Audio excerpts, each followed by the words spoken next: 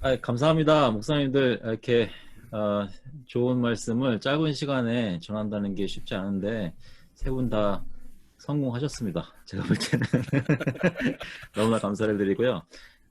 또 함께 해주시는 성도님들 너무나 감사를 드리고요. 지금 줌으로 보니까 여러분이 들어오셨는데 파티서펀트가 82명 계시고 또 유튜브로도 여러 분 계시는 것 같아요.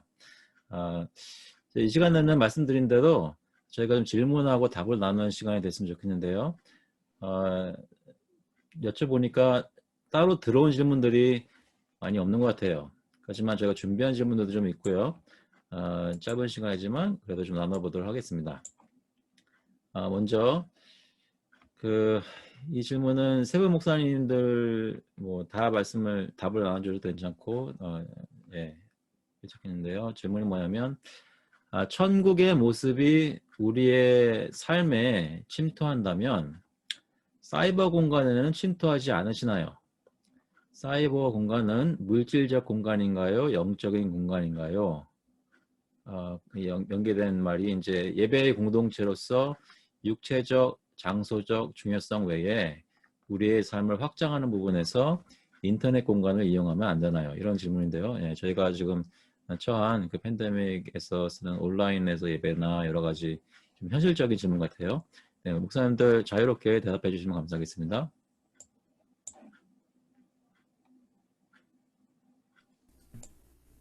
자유롭게 말하라면 그 말하지 말라는 얘기랑 거의 비슷한 말인데 저는 제가 방금 전에 그 했던 내용과 좀 관련이 되는 것 같아서요. 교회가 이제 비대면을 할 수밖에 없는 상황이 되고 비대면을 하지만 이 비대면이라는 것은 우리의 본질이 아니라 방법이죠. 방법론이죠. 그래서 우리가 이 방법을 택함에 있어서 우리가 뭐 죄책감을 느낀다거나 어떤 문제가 있다거나 이런 생각을 하지 않았으면 좋겠다는 생각을 하십니다. 어, 실제로 우리에게 주신 하나님의 너무나 좋은 선물이죠. 이 선물이 없었다면, 만약에 이 선물이 없었다면 교회가 어떻게 됐을까 생각을 해보면 정말 끔찍합니다. 끔찍합니다. 네. 주님께서 이 세대에 우리에게 주신 정말 좋은 선물이고요. 이 선물을 통해서 우리가 교회의 그 실체적인 본질을 이끌어갈 수 있도록 해는 좋은 도구라고 생각합니다. 그래서 비대면 온라인의 사이버 공간도 역시 영적인 공간이죠. 그러나 문제는 우리가 말씀드린 것처럼 이게 실체 공간인가요? 영적인 공간인가요? 이것이 거룩한 공간인가요? 아니면 속된 공간인가요? 이것이 좋은 것인가요? 나쁜 것인가요? 이 이분법적인 생각을 하기 시작하는 것이 바로 이 문제의 핵심이라고 생각하고요. 그게 우리에게 늘 익숙하고 쉽고 간단하고 파워풀합니다. 그러다 보니까 이제 그런 생각을 늘 하게 되는 것이죠. 이것이 우리의 영에 해가 되지 않는다면 저는 어떤 것도 방법으로 사용할 수 있다고 생각합니다. 교회에서. 그래서 지혜로운 성도들의 모임 속에서 뭐 교회가 서로 그 대답을 하면서 우리는 비대면을 하지 않겠다라고 결정을 하면 안 할 수도 있는 것이죠. 안 할 수도 있는 것이고 훨씬 더 어려운 길로 방역의 지켜가면서 뭐 야외에서 춥더라도 야외에서 예배를 드린다든지 뭐 여러 가지 방법을 할 수 있죠. 그러나 그 중에 효과적인 방법 중에 하나가 바로 이 비대면이라고 생각하는 것입니다. 저는 그렇게 생각합니다. 다른 목사님들 말씀해 주시면 좋겠습니다. 일단 우리 질문의 출발점을 좀 먼저 생각해 봐야 하는데요. 우리는 지금 온라인 예배 자체를 부정하는 건 아닙니다. 비대면의 상황, 어쩔 수 없는 상황 가운데서 온라인이 우리에게 주는 유익이 있죠. 그러나 이 온라인으로 우리가 예배를 드려야 하는 이 어떤 비정상적인 상황, 비상한 시기에 이 온라인으로 드리는 예배가 교회의 본질 자체를 바꾸도록 해서는 안 된다는 겁니다. 교회는 본질적으로 함께 모여야 하고 우리가 하나님이 흙으로 사람의 몸을 지으신 것처럼 우리가 입고 있는 이런 물질적인 몸 이것이 중요한 가치가 있고 이것이 공간적인 어떤 지역적인 특성 안에서 함께 성도들이 한 자리에 모여 떡의 공동체, 포도주의 공동체로 모여야 하는 이유가 있는데 지금 비대면의 상황이 아니어도 되는 그러니까 이 팬데믹이 끝나고 난 이후에도 이 온라인이라든지 사이버 공간에서 대면하지 않는 종류의 교회를 상상한다는 것은 교회 본질에 맞지 않다는 것을 말씀드리는 것이고요. 이 온라인 자체를 부정하거나 하지 않아요. 교회에서 여러 가지 방식으로 온라인이나 사이버 공간을 어떤 전도나 선교의 방식 또 아니면 성도들 교육하는 방식으로 사용할 수 있겠죠. 그러나 이런 어떤 과학기술, 문명의 이기가 성경이 우리에게 가르치는 성경적 몸, 성경적 교회의 본질을 흔들어 놔서는 안 된다 하는 데서 우리가 지금 이 질문을 던지고 함께 말씀을 나눴던 거예요. 네.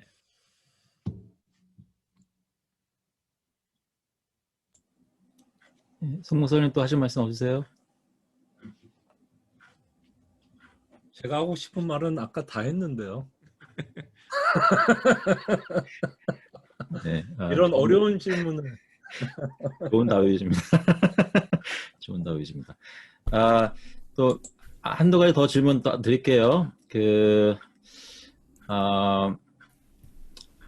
조금 비슷한 말씀일 수 있겠는데요.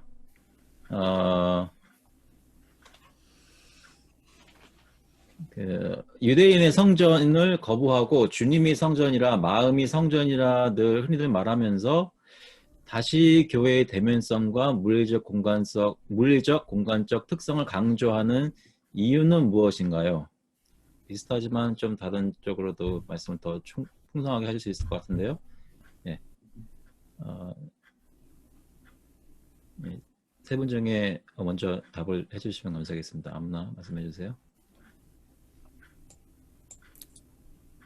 이진영 목사님 네. 말씀하실 거예요?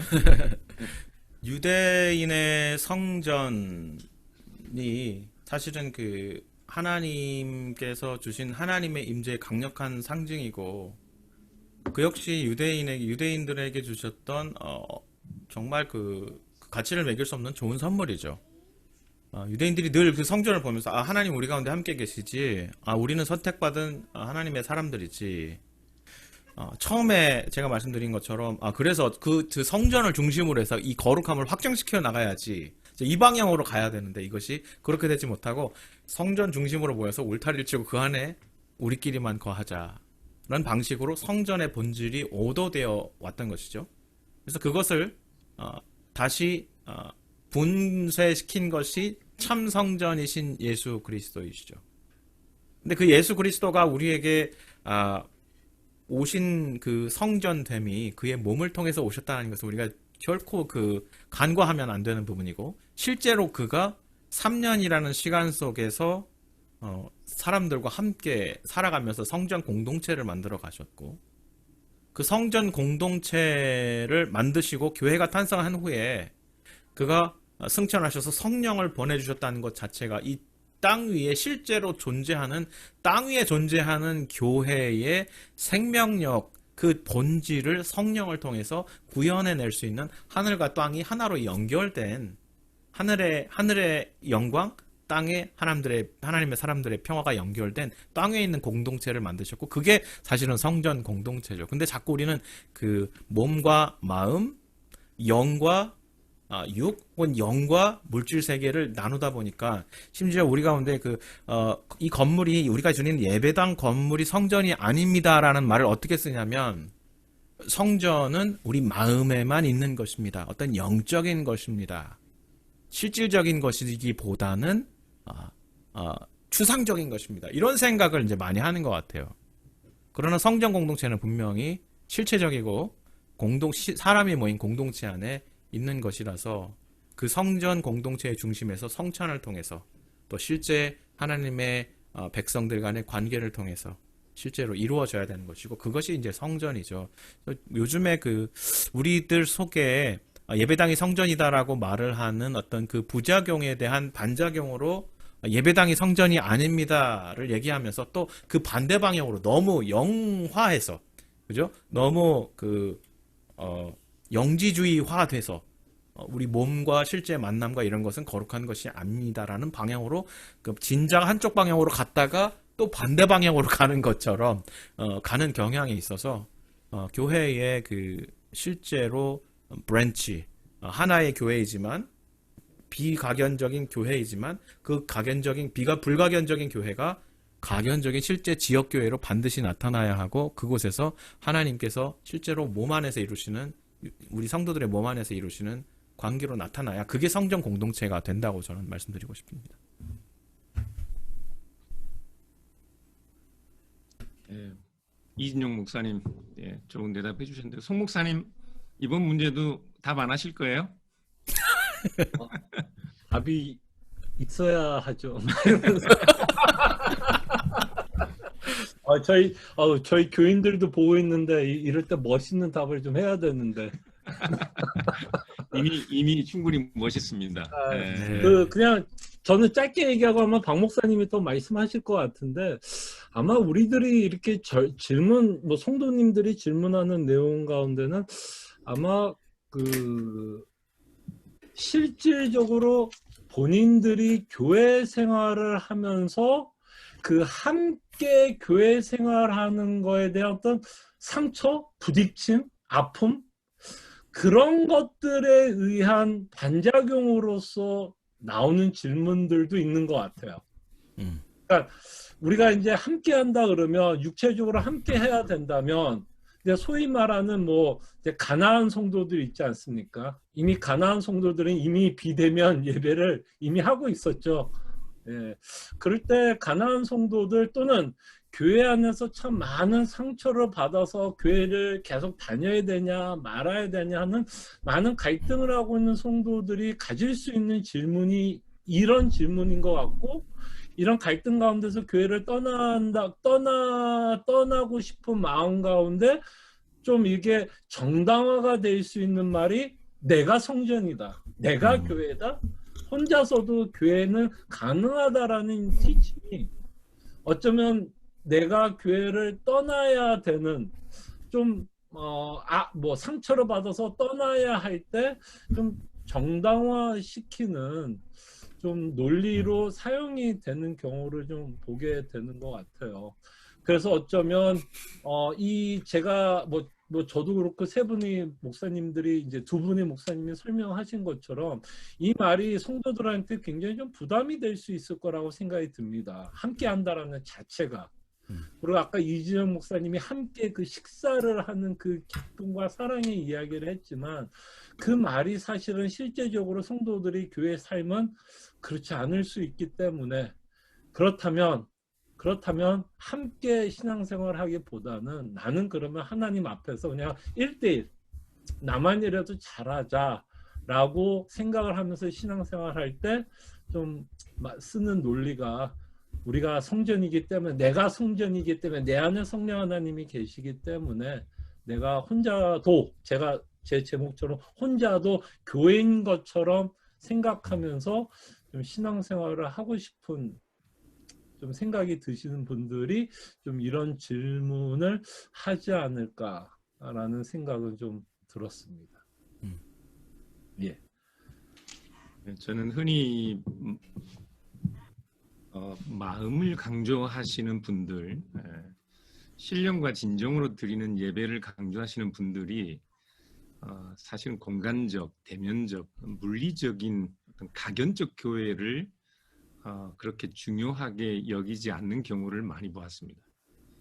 사실은 그 성경 본문에 대한 오해도 한몫하는데요. 예수님께서 예루살렘 성전을 부정하신 것은 공간적인 모임을 부정한 것이 아닙니다. 예수님은 성전 제의를 중심으로 한 유대인들만의 이분법적 세계관, 아까 우리 이진영 목사님이 정말 잘 설명해 주셨는데요. 그리심산이냐 예루살렘 산이냐 하는 그런 유대 중심적인 종교 제의를 부정하신 것이죠. 만일의 성전 건물이나 성전이라는 공간성을 부정하셨다면 예수님의 제자들이 교회를 세운 후에도 그곳에 올라가서 설교를 하거나 기도를 하러 예루살렘 성전으로 올라가는 일은 없었을 것입니다. 성전 자체, 공간적으로 대면하여 모이는 모임 자체를 부정하는 것이 아니에요. 이런 몸이 아니라 마음과 정신을 강조하는 전통은 사실은 기독교적 전통이 아니라 헬라 이원론적 전통과 맞닿아 있을 수 있어요. 플라톤이라든지 근대 이르면은 데카르트, 인간의 영혼만이 고귀한 것이고 몸은 가견적인 것이라는 그런 이원론적 사고. 18세기에는 기독교 신학자 중에 슐라이어마흐라는 사람은 인간의 감정의 종교의 자리라고 이야기했죠. 그러한 어떤 이원론적인 사고, 정신적인 어떤 마음을 강조하는 사고의 전통 안에서는 몸을 입고 하는 물리적 행위들, 물리적 공간 안에서 우리가 몸을 입고 영위하는 모든 삶의 영역들에 대한 가치를 사실은 아까 이진영 목사님이 말씀하신 것처럼 너무 쉽게 부정해버리는 경향들이 있습니다. 여러분들이 개신교 신학 전통에서 아주 중요하게 여기고 있는 이 만인 제사장설이라는 것이 있죠. 모든 사람들이 하나님 앞에 제사장이다. 이 말씀도 개신교 성도들은 잘못 오해하고 있어서 가견적 교회에 세워진 성직, 교회에 세워진 직분들의 무용론으로 오해하는 분들이 있어요. 장로도, 목사도, 평신도도 뭐 그 직분들이 다 그 중요성이나 이 가치가 큰 차이가 없다라고 이야기 그런 말로 만인 제사장설을 오해하는데요. 저는 조직신학자로서 이런 오해들을 보면 참 마음이 아픕니다. 칼빈도 마틴 루터도 교회에서 말씀의 직무, 교회의 장로들의 직무, 그 직분의 중요성을 절대 과소평가한 적이 없습니다. 만인 제사장설이라는 것은 우리가 살아가는 모든 삶의 영역이 하나님 앞에 실제의 예배라는 것, 우리가 예배자로서 실제 모든 삶의 영역에서 우리가 몸을 입고 살아가는 모든 삶의 현장들이 하나님께 예배다. 중세시대에는 성직만이 고귀한 하나님의 사역이었습니다. 성직자들만이 하나님의 일이었는데 종교개혁자들은 성직자들만이 아니라 교회 밖에도 이 세상에서 우리가 살아가는 모든 삶의 일들이 다 하나님께 예배라는 것을 말씀드렸던 것이죠. 강조하였던 것이죠. 그렇기 때문에 우리의 마음 속으로 어떤 영적인 세계로 사이버 공간으로 도망치는 것은 그것은 성경이 우리에게 말하는 만인 제사장설과는 잘 맞지 않는 것 같아요.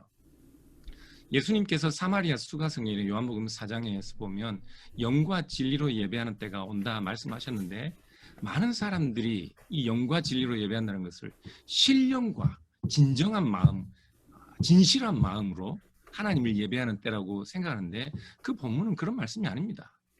지금 수가성 여인은 하나님을 예배하는 때 하나님을 어디서 예배해야 옳은 예배냐, 하나님이 받으시는 예배냐를 물어요.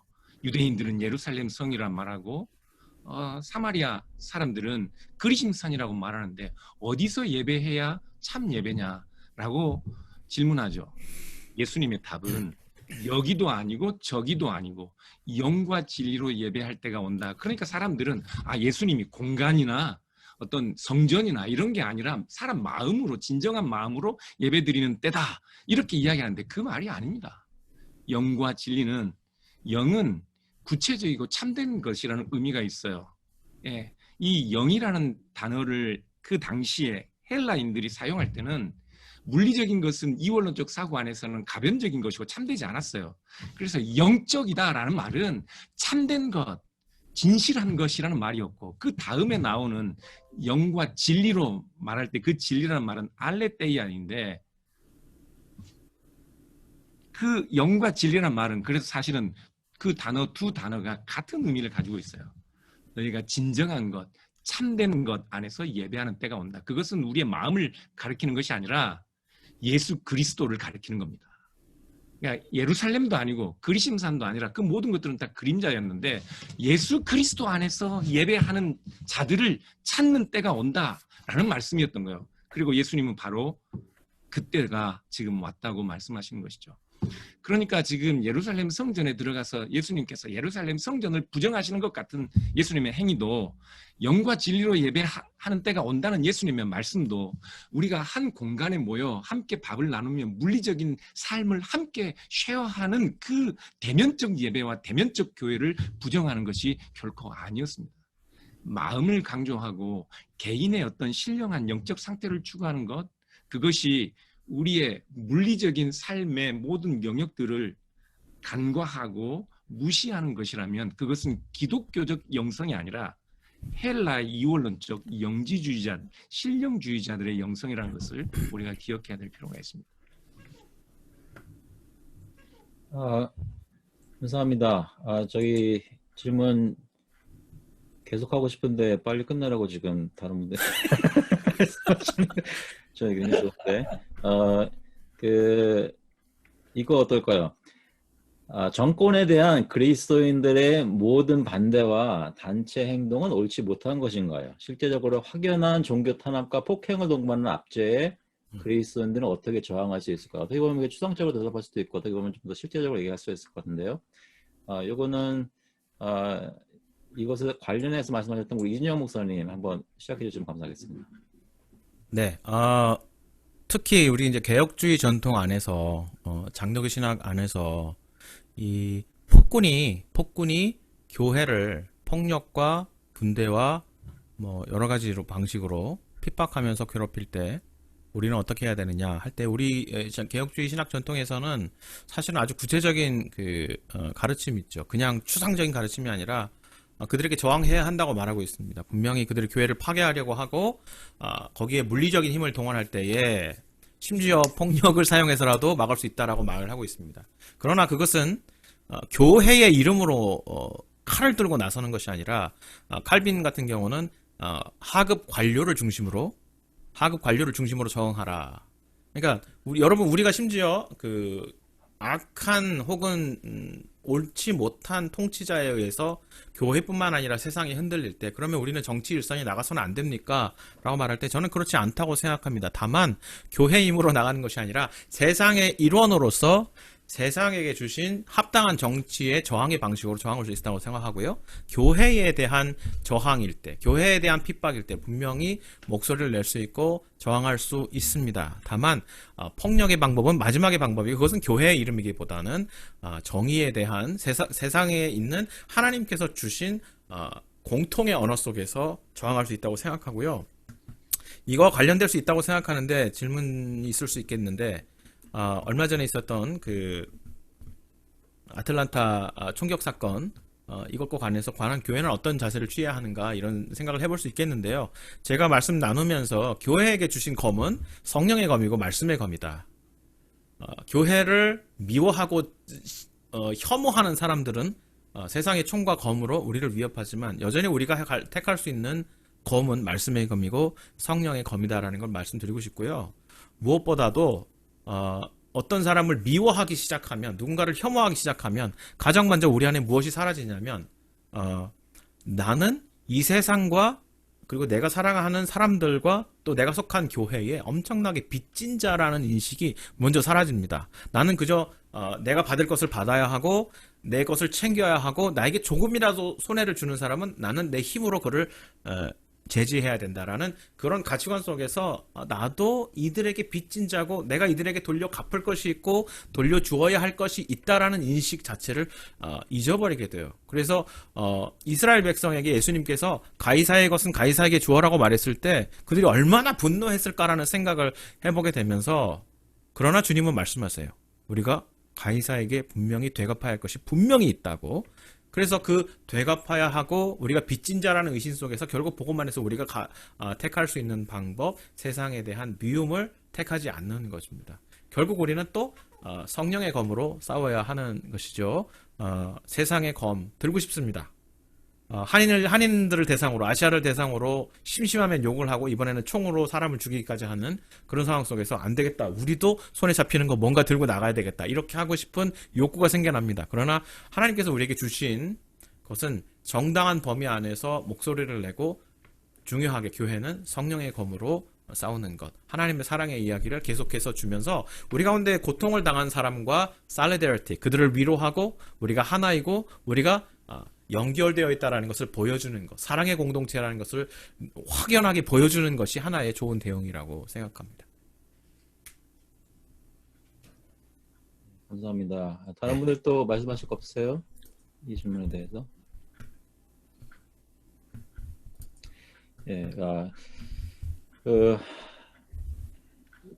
다른 분들 목사님뿐만 아니라 모든 성도님들 어떠셨는지 모르겠습니다. 참 좋았고요. 저는 개인적으로 좀 더 많이 했으면 좋겠는데 이제 기도할 시간이라고 그러시네요. 그 사회자니까 제 재량껏 한마디만 더 말씀드리면 오늘 주제가 저한테는 참 와닿았어요. 왜냐하면 의미도 깊었어요. 왜냐하면 오늘 저희는 커뮤니티 센터에서 예배드리는데 그동안 10명으로 제한되어 있다가 오늘 30명으로 풀렸거든요. 근데 정말 오랜만에 그 몇 명 차이 아닌 것 같은데도 얼굴 뵙는데 막 마음이 굉장히 좋더라고요. 근데 이제 오늘 다 세 분 말씀하신 그 대면에서 나오는 어떤 진정한 교회의 그 의미, 그 느낄 수 있는 것, 그런 것들이 지금 아직 좀 어려운 상황이지만 앞으로 하나님께서 허락하시는 대로 더 이렇게 누려지고 경험되는 그런 모든 우리 교회들이 됐으면 합니다. 제 바람이고 기도인데요. 그 마음으로 우리 캘리포니아 LA에서 사역하시는 우리 The Light 빛의 교회 장명규 목사님께서 저를 대표해서 마지막 기도해 주시겠습니다. 우리 같이 기도하시겠습니다. 사랑의 하나님, 오늘도 이렇게 귀한 말씀을 허락해 주시니 감사합니다. 어려운 때에 우리에게 질문을 주시고 또 답을 찾게 하여 주시고 한 번 더 교회 본질에 대해서 생각할 수 있게 하여 주시니 감사합니다. 하나님, 저희가 교회로서 이 땅에서 잘 살아가게 하여 주시고 또 교회로서 하나님 나라를 잘 이루어가게 하여 주시고 하나님이 기뻐하시는 아름다운 공동체가 될 수 있도록 은혜 내려 주시옵소서. 또한 저녁 때까지 늦은 밤 때까지 수고하여 주신 우리 목사님들 그리고 여기 함께 참여한 우리 성도님들 깊은 잠을 주시고 또 회복을 허락하여 주시고 내일서부터 또다시 세상 가운데에서 힘써 살아갈 수 있도록 힘을 더하여 주시옵소서. 지금까지 우리 가운데 함께하여 주심에 감사드리오며 예수 그리스도의 이름으로 기도드리옵나이다. 아멘. 감사합니다. 함께 해주신 모든 분들께 감사를 드리고 저희 제가 말씀드렸나요? 저희가 7교회인데요. 7교회 성도님들이 함께 해주셨다는 것 사실 전국적인 행사였습니다. 너무나 감사를 드립니다. 또 다시 한번 이렇게 모일 수 있는 기회가 있으면 참 좋겠습니다. 수고하셨습니다. 다음에 또 뵙겠습니다. 안녕히 들어가세요. 감사합니다. 네, 감사합니다. 수고하셨습니다. 감사합니다. 네, 감사합니다. 감사합니다. 만나 뵙게 돼서 너무 감사합니다. 반갑습니다. 감사합니다. 다음에 또 봬요. 네, 감사합니다. 감사합니다. 또 뵙겠습니다. 네. 네, 들어가시고요.